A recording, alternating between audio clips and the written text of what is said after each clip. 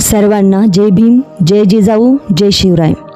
आज आपण अशा एका ग्रंथाबद्दल बोलणार आहोत जो प्रत्येक भारतीयाने आयुष्यात एकदा तरी वाचलाच पाहिजे. तो ग्रंथ म्हणजे धनंजय कीर लिखित डॉक्टर बाबासाहेब आंबेडकर यांचे चरित्र. हे पुस्तक केवळ माहिती देत नाही तर जगण्याची जिद्द निर्माण करतं. आजपासून आपण या पुस्तकावर आधारित एक विशेष सिरीज सुरू करत आहोत. आज आपण पाहणार आहोत की हे पुस्तक का वाचावे आणि पहिल्या 2 प्रकरणांचा सखोल आढावा. तुम्ही विचार करत असाल की बाजारात बाबासाहेबांची अनेक चरित्र आहेत, मग धनंजय कीरच का? याची 3 महत्त्वाची कारणं आहेत. हे पुस्तक बाबासाहेब हयात असताना आणि त्यांच्या संमतीने लिहिले गेलं आहे. त्यांनी स्वतः यातील हस्तलिखित वाचले होते. धनंजय कीर यांनी बाबासाहेबांना केवळ एक देव न मानता एक माणूस म्हणून त्यांच्या संघर्षाचं चित्रण केलं आहे. त्यांच्या आयुष्यातील चढ उतार, राग, प्रेम आणि मेहनत यात स्पष्ट दिसते. धनंजय कीर हे जागतिक दर्जाचे चरित्रकार आहेत. त्यांची भाषाशैली वाचकाला त्या काळात घेऊन जाते. प्रकरण 1, 2500 वर्षाची पूर्वपीठिका. पुस्तकाची सुरुवात बाबासाहेबांच्या जन्मापासून होत नाही, तर ती 2500 वर्षाच्या इतिहासापासून होते. लेखक सांगतात की बाबासाहेब ज्या अन्यायाविरुद्ध लढले त्याची मुळे किती खोल होती. डॉक्टर भीमराव रामजी आंबेडकर यांचे घराणे महार जातीचे. महार जात ही हिंदू समाजातील अस्पृश्य गणलेल्या अनेक जातीपैकी एक जात. अनेक पददलित जातींचा आलग बनलेला हा सर्वच्या सर्व समाज अस्पृश्य, अदृश्य आणि ज्याच्याजवळ जाऊ नये ह्या अर्थी मानला जाई. ह्या अस्पृश्य समाजाची लोकसंख्या 6 कोटीवर असावी. म्हणजे हिंदू समाजातील प्रत्येक 5वा घटक पुरुष, स्त्री वा मूल अस्पृश्य मानण्यात येईल. भारताच्या विविध भागात कोणी त्यांना बहिष्कृत, अस्पृश्य, परिया किंवा अतिशूद्र म्हणत, तर कोणी त्यांना अंत्यज, अवर्ण अथवा नामशूद्र म्हणून संबोधित. अस्पृश्यतेच्या भयंकर रूढीने त्यांचे जीवन शापून कलंकित केले होते.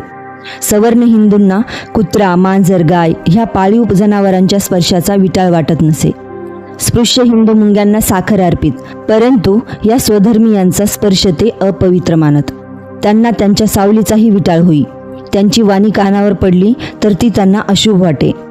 सार्वजनिक पाणवठ्यावर त्यांना पाणी भरण्यास प्रतिबंध असे. त्यांच्या मुलांना शाळेत प्रवेश नसे.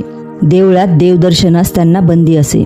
वस्तुस्थिती अशी होती की जातीभेदाच्या उच्च नीचता दर्शक शिडीच्या खालच्या पायऱ्यावर अपमानित जीवन कंठित असणारे न्हावीनी धोबी हे सुद्धा महार मांगांचा विटाळ मानित असत. सवर्ण हिंदूच्या निर्दयतेमुळे आणि अस्पृश्यतेच्या पोटी जन्मलेल्या निरक्षरतेमुळे व अज्ञानामुळे अस्पृश्य समाजाचे जीवन मातीमोल झाले होते. सरकारी चांगल्या नोकऱ्या, प्रतिष्ठित धंदे अथवा पोलीस खाते ह्यात त्यांना प्रवेश नसे.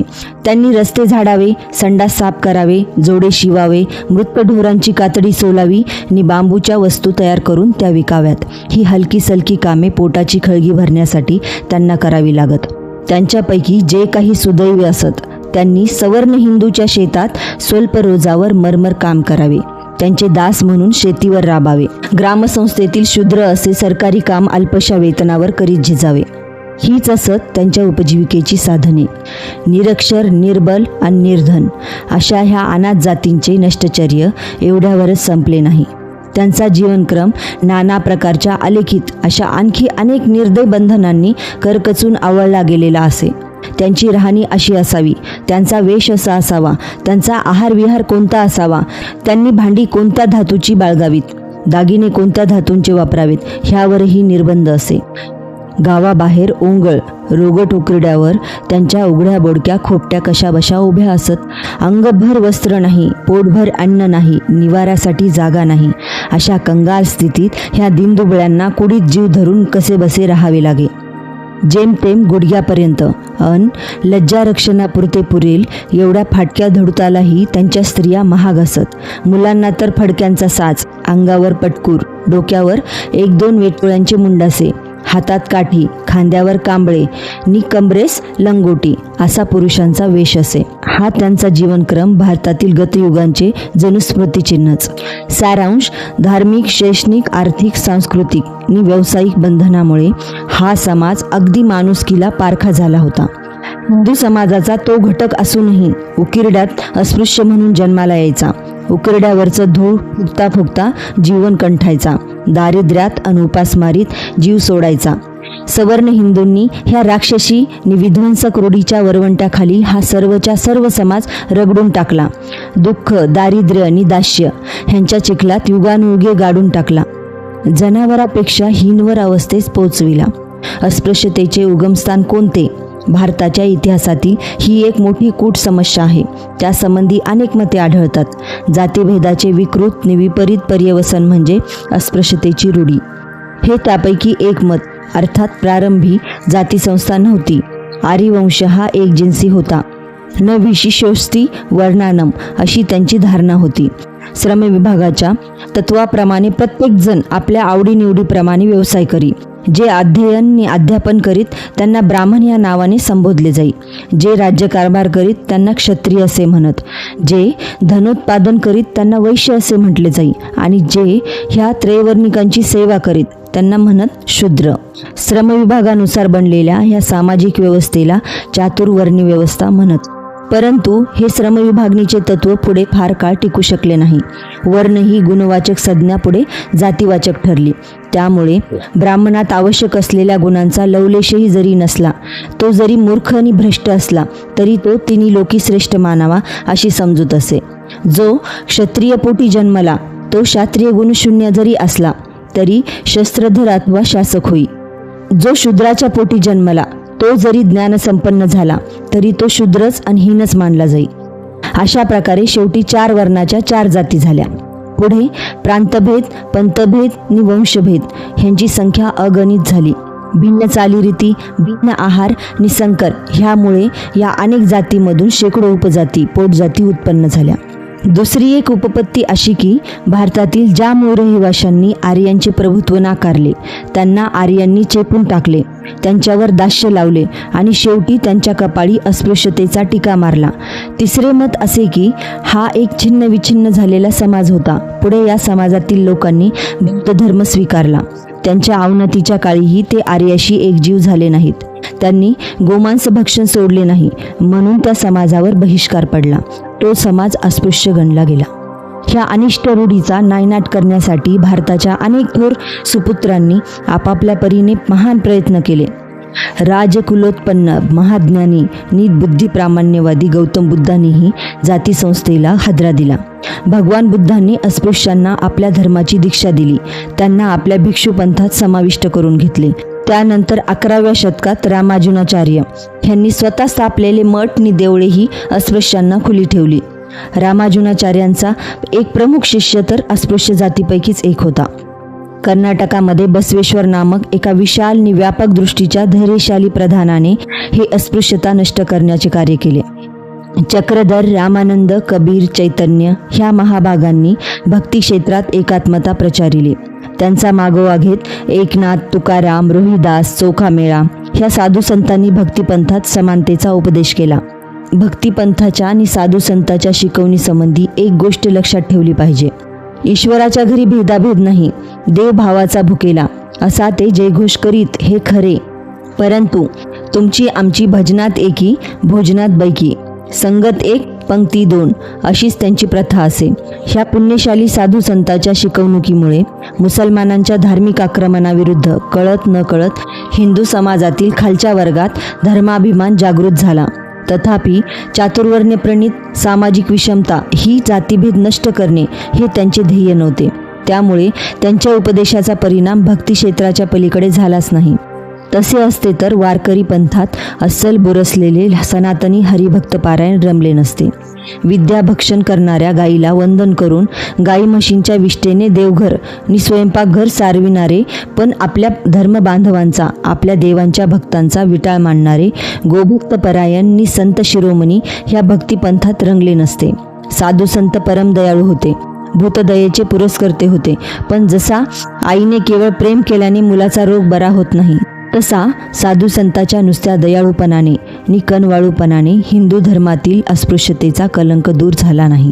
तीच गोष्ट हिंदू सम्राटांची, आपल्या धर्मबांधवांना अस्पृश्य मानणारे हे पाप आहे, हा गुन्हा आहे असा कोणताही भारतीय राजाने निर्बंध केला नाही. एकाही नृपश्रेष्ठाच्या शिलालेखात किंवा स्तूपावर प्रजेला असा आदेश दिलेला आढळत नाही. ब्रिटिश राजवटीच्या प्रारंभी राजा राम मोहन राय यांनी सामाजिक आणि धार्मिक पुनर्जीवनाची तुतारी फुंकली. त्यांच्या कार्याचा जाती संस्थेवर थोडा हितकारक असा परिणाम बंगालमध्ये झाला. तथापि अस्पृश्यतेला मूठमाती देण्यासाठी प्रत्यक्ष कार्याचा आरंभ केला महात्मा ज्योतिराव फुले यांनी.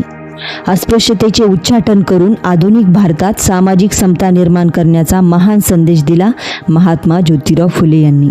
त्यांनी दुर्जनांच्या नि पुराणमतवाद्यांच्या निंदेला नि छळाला अलौकिक धैर्याने तोंड दिले. अस्पृश्य समाजाच्या मुक्तीसाठी त्यांनी अभूतपूर्व असे बंड पुकारले. त्यांनी अस्पृश्य बांधवांसाठी पुण्यात 1848 साली एक शाळा काढून भारताच्या 2500 वर्षाच्या आयुष्यक्रमात अपूर्ण अशी क्रांतिकारक घटना घडविली. इतकेच नव्हे तर त्या शाळेतील शिक्षक मिळत नव्हते म्हणून आपल्या अशिक्षित पत्नीस सुशिक्षित करून शिक्षिका केले. हे पवित्र कार्य करीत असता त्या साधुशील माऊलीने अज्ञानी बांधवांकडून नि सनातन्यांकडून भयंकर विटंबना सोसली. भारतीय स्त्रीला शिक्षण देऊन तिला आत्मोन्नतीचा मार्ग मोकळा करून देणे व शूद्रांना आणि अतिशूद्रांना शिक्षण देऊन सामाजिक धार्मिक आणि आर्थिक विषमता नष्ट करण्यासाठी त्यांना उभे करणे हे ज्योतिरावांचे कार्य भारतात अजोड आहे. बंगालचे शशीधर बंडोपाध्याय यांनीही या क्षेत्रात उल्लेखनीय असे कार्य केले. भारतीय संस्थानिकांपैकी पुण्यश्लोक सयाजीराव गायकवाड यांचे अस्पृश्यता निवारण्याच्या क्षेत्रातील कार्य मोठे भरीव आणि परिणामकारक ठरले. असा प्रजाहितदक्ष ज्ञानदाता आणि प्रगतिप्रिय नरेश अर्वाचीन भारतात क्वचितच झाला असेल. स्पृश्य हिंदूच्या हृदयशून्यतेमुळे अस्पृश्यांकरिता काढलेल्या शाळेसाठी स्पृश्य हिंदू शिक्षक मिळेनात म्हणून सयाजी महाराजांना मुसलमान शिक्षक नेमावे लागले. भारतातील अस्पृश्य समाजही आपल्या घोर निद्रेतून जागा होत होता. तो थोडीफार हालचाल करू लागला. त्या समाजाचे पहिले पुढारी गोपाळ बाबा वलंकर अस्पृश्यता देवनिर्मित नसून मानवनिर्मित आहे असा टाहो फोडण्यास त्यांनी आरंभ केला. ते महात्मा फुल्यांच्या चळवळीत तयार झाले होते.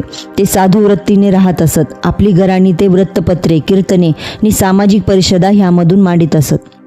हिंदू समाज आपल्या एका घटकावर करीत असलेल्या घोर अन्यायाकडे ते सुशिक्षित हिंदूचे लक्ष वेधीत. दयानंदांनी अस्पृश्यता निवारण्यासाठी फार मोठा लढा लढविला. कर्नल आल्कॉट आणि ख्रिस्ती धर्मोपदेशक ह्यांच्या अस्पृश्यांसाठी शाळा अद्याप सुरू झाल्या नव्हत्या. ब्रिटिशांची राजवट सुरू झाली. त्या वर्षी अस्पृश्यतेची गडद अमावस्या सरू लागली.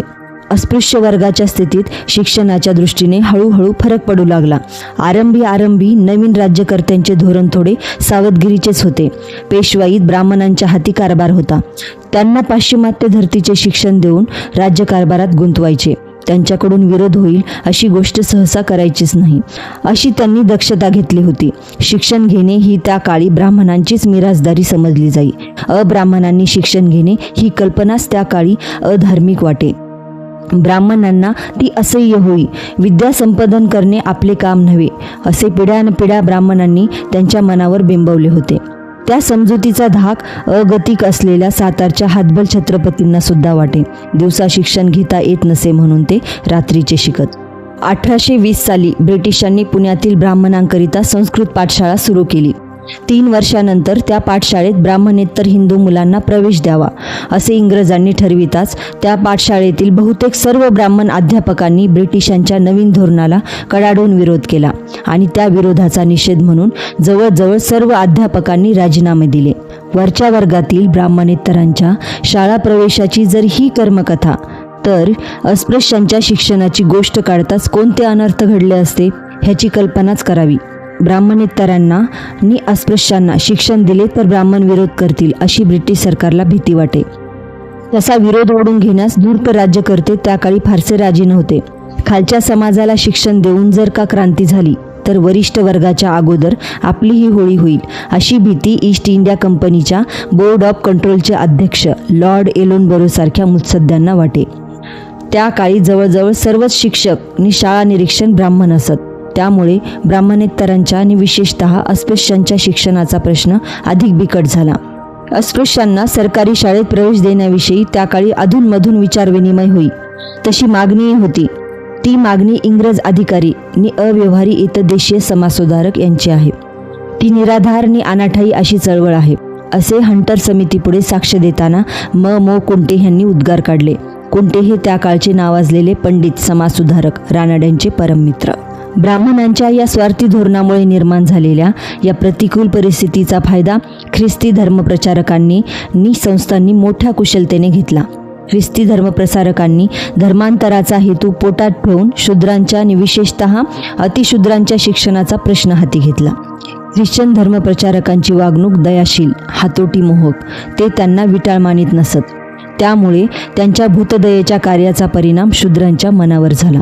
ब्राह्मण समाजापेक्षा हे विदेशी ख्रिश्चन धर्मप्रसारक अधिक चांगले अशी त्यांची समजूत झाली. इंग्रज राज्यकर्ते अस्पृश्यांच्या शिक्षणाकडे डोळेझाक करीत काहीसे तटस्थ असत, परंतु बहुधा उदासीनच असत. तरी अस्पृश्यांच्या शिक्षणाचा प्रश्न उसळी मारून 1856 साली पुढे सरसावला. धारवाडच्या सरकारी शाळेच्या मुख्याध्यापकाने एका अस्पृश्य मुलाला प्रवेश नाकारला. म्हणून हे प्रकरण मुंबई सरकारकडे निर्णयासाठी पाठवण्यात आले. तेथून ते प्रकरण कलकत्त्यात महाराज्यपालांकडे गेले. त्यांनी अनुकूल असा निर्णय केला. या निर्णयापुढे 1858 साली एका पत्रकाद्वारे प्रांतातील सर्व शाळांना कळवले की ह्यापुढे सरकारी शाळात सर्व जातींच्या विद्यार्थ्यांना प्रवेश मिळेल. ज्या शाळांना सरकारी सहाय्य मिळते त्यांनी सर्व जातीच्या मुलांना प्रवेश दिला पाहिजे. ज्या शाळा हे आज्ञापत्र पाळणार नाहीत त्यांना अनुदान देणे वा न देणे सरकारच्या इच्छेवर अवलंबून राहील. सामाजिक आणि शैक्षणिक क्षेत्रात आंबेडकर पूर्व महाराष्ट्रात अस्पृश्यांच्या हिताच्या दृष्टीने अशा घटना घडत होत्या. राजकीय प्रगतीच्या बाबतीतही भारतीय क्षितिजावर महाराष्ट्र झळकत होता. महाराष्ट्रात नवीन विचाराचे, नवीन जीवनाचे युग अवतरले होते. वासुदेव बळवंत फडके यांनी स्वातंत्र्यासाठी केलेल्या संग्रामाच्या लाटा ओसरत होत्या. जातीभेद, अस्पृश्यता, बालविवाह, प्रौढविवाह, विधवांचा पुनर्विवाह, स्त्री स्वातंत्र्य ह्या प्रश्नावर वैचारिक संघर्ष सुरू होता. समाजसुधारकांचा पक्ष आणि राजकीय पक्ष यांच्यामध्ये आधी सामाजिक सुधारणा करावी की आधी राजकीय ह्या प्रश्नावर मोठी रणधुमाळी माजली होती. दोन्ही बाजूंना जाडेगाडे पंडित होते. एका बाजूला 2 विचारप्रवर्तक आणि उदारमतवादी नेते होते, तर दुसऱ्या बाजूला सनातनी प्रवृत्तीचे पण राजकारणात प्रभावी आणि त्यागी बाण्याचे वीरमणी होते. मुत्सद्दी इंग्रज राज्यकर्ते आणि मतलबी ब्रिटिश पत्रपंडित यांचे प्रयत्न मात्र हिंदी चळवळ केवळ समाज सुधारणेच्याच रुळावर चालत राहावी ह्या हेतूने चालत होते. मनातील हेतू हा की भारतीयांचे लक्ष राजकारणाकडे विशेषशे लागू नये. तथापि महाराष्ट्रातील धुरीणांनी दोन्ही कार्यांची धुरा वाहिली. लोकहितवादी आणि रानडे यांनी समाजाच्या सर्व घटकांना गुणविकासाची संधी लाभावी, न्याय आणि विशाल तत्वांच्या पायावर समाजाची पुनर्रचना व्हावी अशी विचारसरणी मांडली. महात्मा फुले यांची विचारसरणी अधिक क्रांतिकारक होती, अधिक मूलगामी होती. त्यांनी जातीभेद मोडून नवीन समाजरचना, बुद्धिप्रामाण्य, न्याय आणि समता ह्या तत्वावर उभारावी म्हणून बंड केले. आगरकरांनी व्यक्तिस्वातंत्र्यविषयक तेजस्वी विचार मांडले. पुरोगामी आणि प्रगतीपर विचार प्रदर्शित करणाऱ्या संस्थांना आणि सुधारकांना त्यांनी पाठिंबा दिला. त्रिखंडात कीर्ती पावलेले विद्वतरत्न डॉक्टर भांडारकर आणि न्यायमूर्ती तेलंग महाराष्ट्राच्या नवसमाज निर्मितीचा पाया घालण्याच्या कार्यास सुधारकांना उत्तेजन देत होते. राजकीय सुधारणावाद्यांचे अग्रणी पराक्रमशाली आणि पंडितवर्य टिळक होते. त्या काळी प्रकटपणे प्रखर राजकारणी असून आतून पुराणमतवादी म्हणून समाज सुधारणा विरोधी अशा कार्यकर्त्यांचा राजकीय सुधारणावाद्यांच्या गोटात फार मोठा भरणा असे. त्यामुळे त्यांचे मतलबी धोरण असे की आपण अंतर्गत यादवी टाळून दोन्ही पक्षांना समान अशा राजकीय सुधारणाकडे प्रथम लक्ष द्यावे. अशा या समाज सुधारणा विरोधी पक्षांचे अगतिक अपरिहार्य धोरणत्वच नव्हते, तर त्या पक्षाच्या सनातनी मतांचा प्रखर आविष्कारही टिळक करीत असत. समाज सुधारणावाद्यांचा दृष्टिकोन हा राजकीय दृष्ट्या तसा नेमस्तनी नरम परंतु अधिक प्रामाणिक आणि यथार्थ होता. राजकीय सुधारणावाद्यांचा दृष्टिकोन जरी राजकीय दृष्ट्या अधिक व्यवहारीने प्रभावी होता तरी त्यात समाज सुधारणेला बगल देणे हीच खरी आंतरिक प्रवृत्ती होती असे म्हणण्यास तेवाय नाही. समाज सुधारणेला राजकीय सुधारणावाद्यांचा जो विरोध होता तो त्यांना समाज सुधारणा राजकीय सुधारणाबरोबर घडवून आणणे अशक्य झाले असते म्हणून नव्हे, तर राजकारण आणि समाज सुधारणा ह्या एकाच नाण्याच्या 2 बाजू आहेत असेही असण्याचा संभव आहे. तथापि समतेच्या विशाल आणि उदात्त अशा विचारांच्या पायावर अधिष्ठित होणाऱ्या नवसमाजात आपली पारंपरिक जन्मजात प्रतिष्ठा आणि विशेषाधिकारही धोक्यात येतील अशी त्यांना भीती वाटत असे. काँग्रेसचा जन्म होऊन जवळजवळ 7 वर्षे झाली होती. सरकार दरबारी वरिष्ठपदी नि राज्यपालाच्या सल्लागार मंडळात हिंदी ग्रहस्थ नेमावेत अशी ठराविक विनंती नि कळकळीची प्रार्थना करून काँग्रेसचे अधिवेशन प्रतिवर्षी समाप्त होईल, अशी होती आंबेडकर पूर्व महाराष्ट्रात नि भारताच्या इतर प्रदेशात एकंदरीत वैचारिक, सामाजिक आणि राजकीय परिस्थिती.